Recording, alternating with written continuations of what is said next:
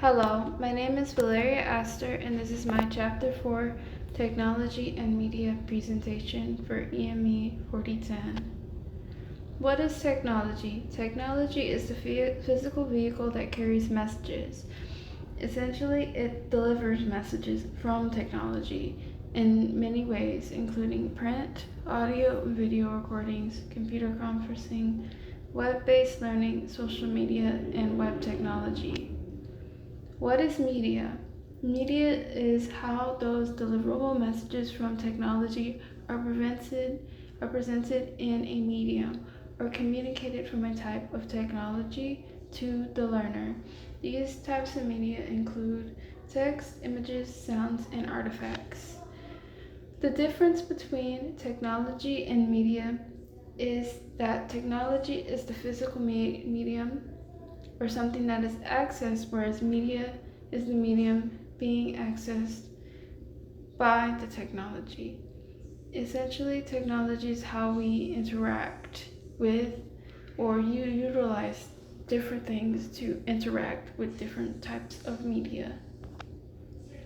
In my opinion, there is a huge difference between technology and media in that technology utilizes different things. It all works in a system together and it works efficiently, and technology is the branches and media is the leaves, so they work together harmoniously.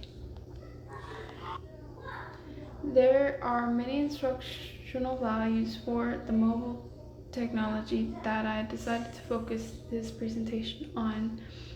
It's far-reaching, and as our textbook said, there's a far-reaching amount of access to learning material and collaboration among learners. It's immediate and it's flexible, and students can access information from a variety of sources. The instructional value also is easily adaptable to changes. This means that a teacher can be teaching something where they are, and then they can quickly change it up and use different devices, and it's valuable and limitless in potential. I'm intrigued with mobile technology and web-based media applications because there's a lot of potential for growth, especially during the pandemic.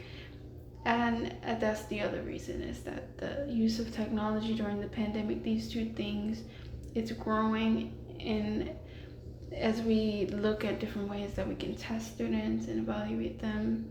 And now that the pandemic is happening, there's a whole new way in which this technology can be used. I'm also intrigued by this type of technology because this is the emergence of this type of technology with students. It's very popular, especially, as students will know more about it than teachers do. And there's so many abilities that teachers can switch between different types of things in the same lesson. One educational platform that I really enjoy is Classroom Dojo. I'm familiar with it, and it's one of those interactive things where you can communicate with parents, but you can also monitor students' behavior. It's very interactive. Another educational app that I'm interested in is Google Classroom. This is it's like the learning management system that you utilize, and it's very user-friendly. It's easy to use for students and teachers, and it's immediate in its feedback. Nearpod is my favorite educational app. It does everything. Teachers can give tests on it. They can collaborate in a live setting.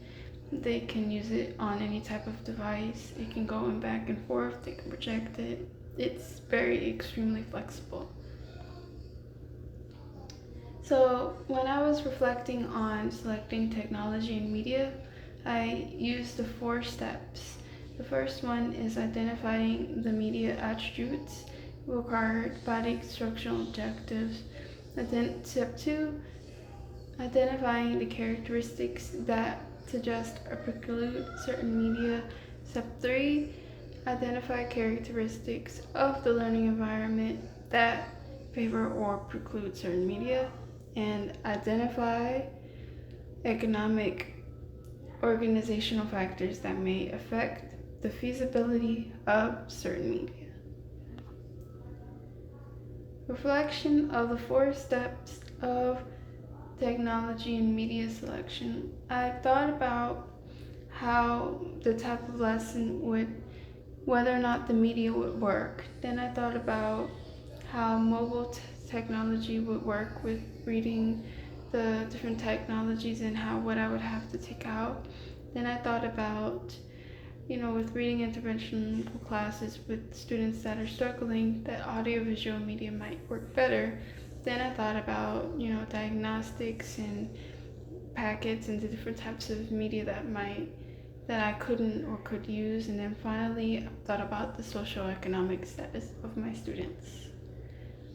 Technology and media with actions, which is access, cost, teaching functions, interactions, organization, novelty, and speed. In the following slide, I will discuss more about this process. So, when reflecting, I thought about students and they might need what access they need during certain times of day, and it'll be during the school. What costs will be, and that'll be towards the reading intervention program.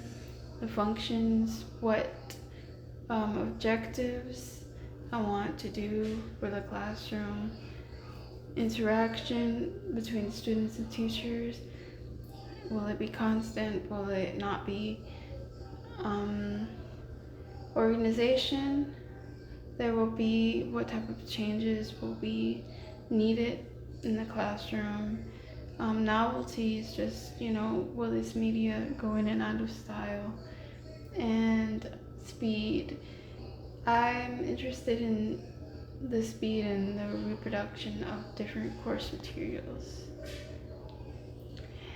In this course module, I anticipate to use a lot of mobile technologies just because it works best with the type of integration that I want to do.